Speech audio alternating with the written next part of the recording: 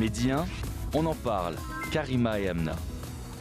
Et c'est avec un énorme plaisir qu'on vous retrouve pour la deuxième partie d'On en parle. Et comme promis au début de notre émission, on n'est plus seul en studio avec Karima puisqu'on a l'immense plaisir de recevoir notre invitée d'aujourd'hui. Elle s'appelle Rose Farhat, elle est psychothérapeute, elle est coach, hypnothérapeute mais également sophrologue. Merci d'être avec nous Rose. Merci à toi Amna, merci à toi Karima. Bonjour pour Rose. cette invitation. Merci, tout le plaisir est pour nous. Merci également pour moi.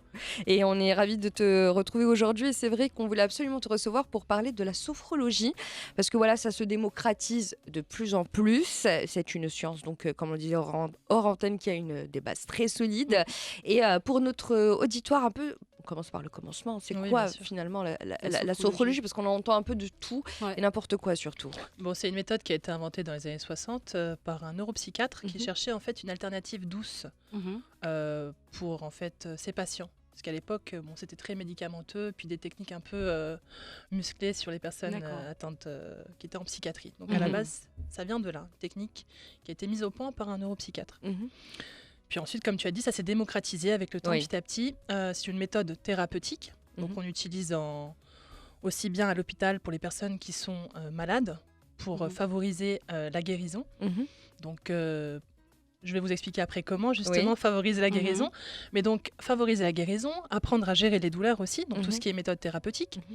L'accompagnement des femmes enceintes, donc accompagner les femmes enceintes pendant la grossesse, tout ce qui est gestion du stress, gestion de la douleur, parce qu'on sait très bien que quand on est enceinte, on ne peut pas prendre n'importe quel médicament. C'est vrai. Bien sûr. Donc on est vraiment limité, donc apprendre à gérer la douleur, gérer aussi le stress, l'anxiété, que peut causer justement une grossesse. Bien sûr. C'est très utile de savoir le faire avec une méthode naturelle en fait qui ne fait appel à aucun médicament. C'est vraiment une méthode verbale, comme je vous disais tout à l'heure, et c'est pas une méthode tactile. Donc le thérapeute ne vous touche pas, c'est vraiment juste verbal. Donc ça, c'est une méthode thérapeutique aussi au niveau au moment de l'accouchement. Apprendre aux femmes à justement gérer le stress de l'accouchement. On n'est pas toujours bien préparé à cet événement-là.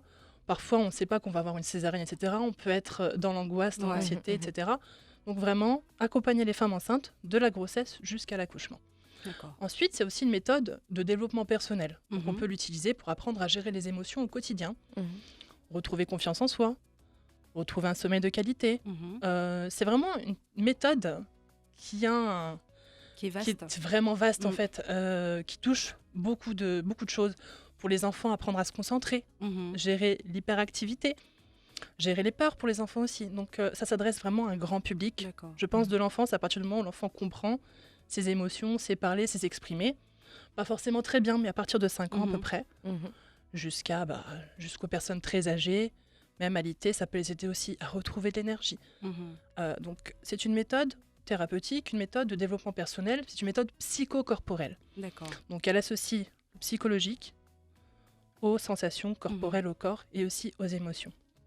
Donc on est sur ces 3 axes-là quand on fait de la sophrologie. Alors vous allez me dire, ok, peut-être c'est un peu encore vague.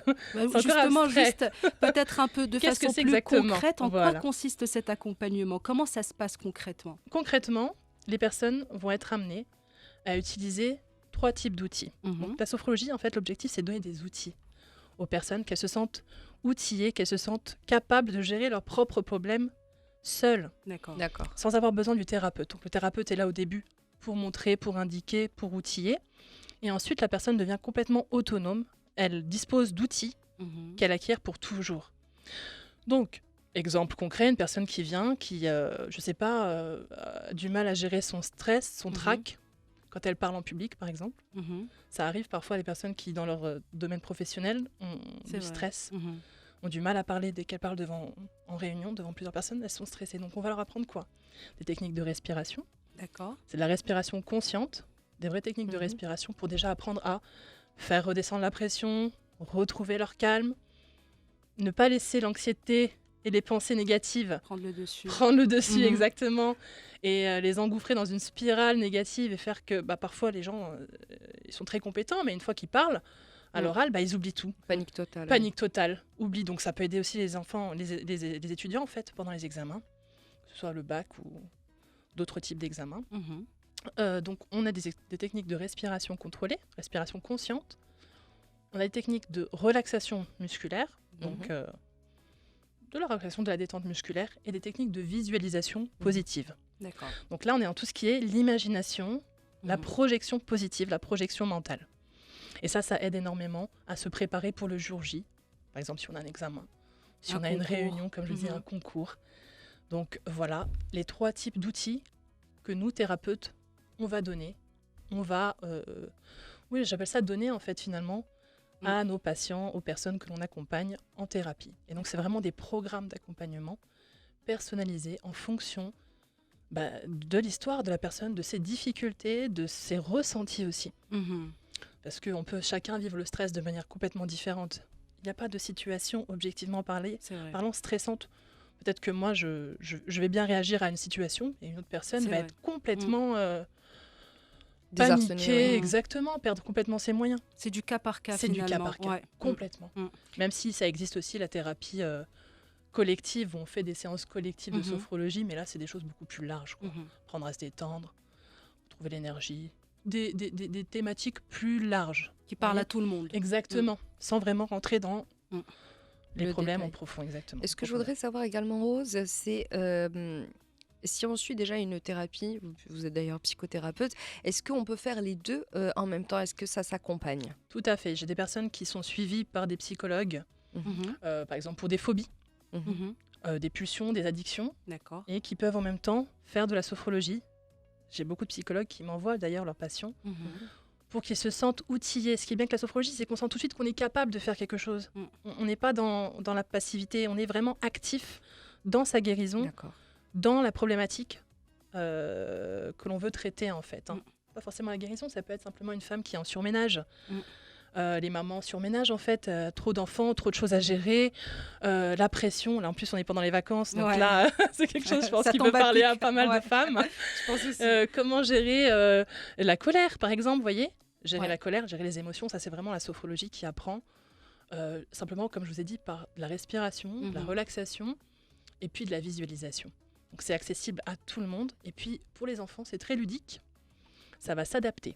Donc, on n'a pas les mêmes outils qu'on utilise pour les enfants que pour les adultes, bien entendu, parce qu'un enfant, il faut que ça lui parle. Bah oui. Donc, c'est plus par des jeux. Donc, c'est beaucoup plus ludique. Justement, les enfants, on en parlait hors antenne. Comment ça se passe avec un enfant qui, voilà, les parents l'emmènent justement pour bénéficier de cette méthode? Comment ça se passe avec l'enfant? Alors, l'enfant, déjà, moi, la première question que je pose, c'est est-ce que votre enfant est au courant? Est-ce qu'il est d'accord?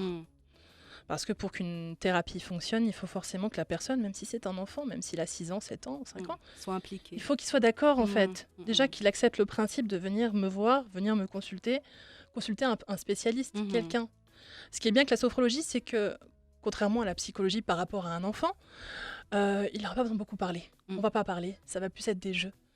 Alors des jeux pour apprendre à vaincre ses peurs, des jeux pour apprendre à, comme je vous ai dit tout à l'heure, à retrouver confiance en lui, parce que qui dit peur dit aussi de l'autre côté confiance en soi.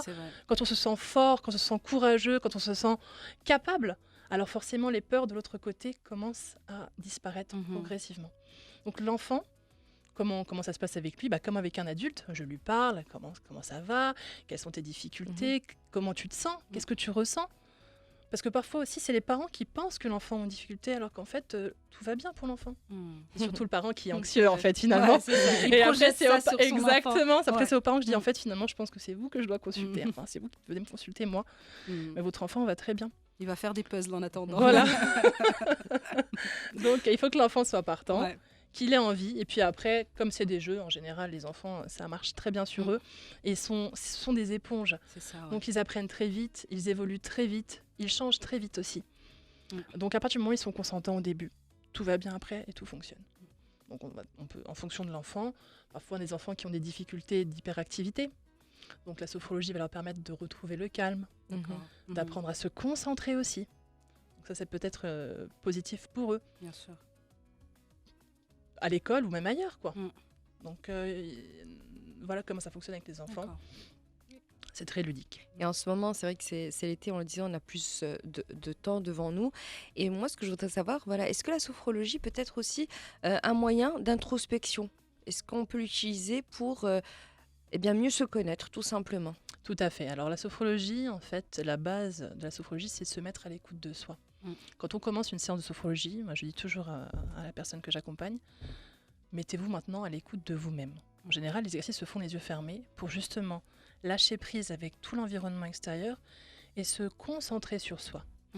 Pourquoi se concentrer sur soi ? Pourquoi c'est très important de prendre un temps pour soi et d'écouter comment on se sent à l'intérieur ? Comment on se sent mentalement, physiquement, émotionnellement. Ça permet de réagir plus rapidement quand il y a des difficultés. Exemple, là, je me sens débordée, vraiment débordée par la colère et j'explose.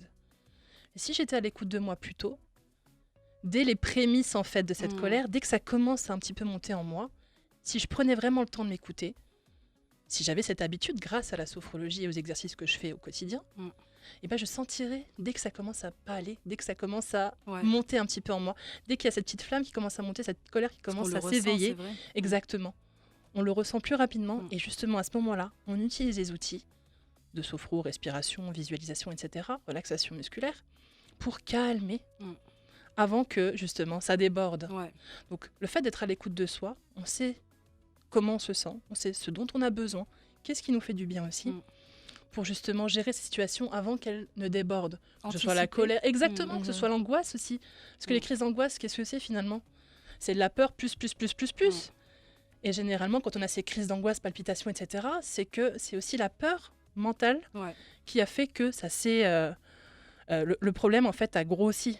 À la base, il est moindre. C'est vrai. Mais avec la peur, etc., il prend de l'ampleur. Exactement. Alors que si on se met à l'écoute de soi dès le début, dès qu'on sent que je commence à avoir un petit peu peur là, je vais faire mes petits exercices de respiration consciente, je prends un temps pour moi, je me pose, et puis ça va déjà mieux. Au moins, je redescends à un niveau 0, stable, émotionnel. Donc oui, donc ça évite l'impulsivité, ça évite des comportements qu'on ne pourrait pas assumer. Voilà. Tout à fait. Donc en fait, si on devait résumer, la sophrologie, ça nous arme en fait pour... Voilà, c'est des outils qu'on peut, qu'on peut pratiquer au quotidien. Tout à fait. Dans le cadre de l'accompagnement, on a un accompagnement limité dans le temps, c'est une thérapie brève, mais c'est des outils qu'on peut toujours réutiliser après. Voyez, il n'y a pas de date de péremption. On peut les garder. Et on peut même les transmettre à ses enfants. Bon, après, il faut apprendre soi-même à les rendre un peu plus ludiques pour que les enfants soient intéressés aussi par ça. Mais oui, on est outillé pour toujours. C'est ce qui est très intéressant avec la sophrologie. Et c'est ce que j'utilise moi-même dans mon quotidien. Est-ce qu'il y a des profils qui ne peuvent pas avoir recours à la sophrologie ? Est-ce que ça existe ou non ? Je pense pas, non. Il faut juste apprendre à lâcher prise. Faire confiance à son thérapeute. C'est très important, la relation qu'on a avec le thérapeute, le feeling. Ouais, ça c'est important. Parfois, c'est même plus important que la méthode elle-même. Se sentir bien avec un thérapeute, c'est essentiel. Une fois qu'on se sent bien, on se sent libre de parler aussi, parce que la sophrologie, c'est pas juste des exercices aussi. Au début, on peut parler un petit peu, expliquer quels sont les problèmes, comment on les ressent, être à l'aise pour vraiment tout dire à son thérapeute. Et puis ensuite, une fois qu'on lâche prise, ça fonctionne. Mais après, il faut les utiliser. Exactement, on est en confiance et on lâche soi-même un peu.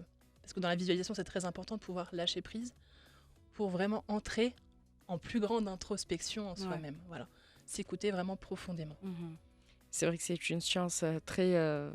Qui fascine et qui se démocratise de plus en plus. C'est vrai que voilà, on voulait absolument vous recevoir aujourd'hui justement pour mettre des mots exacts dessus et voilà, pour les gens qui ne connaissent pas, c'était très clair et voilà, ça nous permet un peu d'éclairer tout ça. Et puis les gens aussi qui se posent des questions, je pense qu'ils ont eu pas mal de réponses à travers vous. Merci beaucoup Rose Farha d'avoir été avec nous. Merci, c'était un plaisir de vous recevoir. Avec plaisir et à très bientôt. À très bientôt. Merci beaucoup. Et restez avec nous, on va se retrouver dans un tout petit moment, un petit J-Lo pour la route On the Floor en featuring avec Pitbull. Très belle écoute. J-Lo.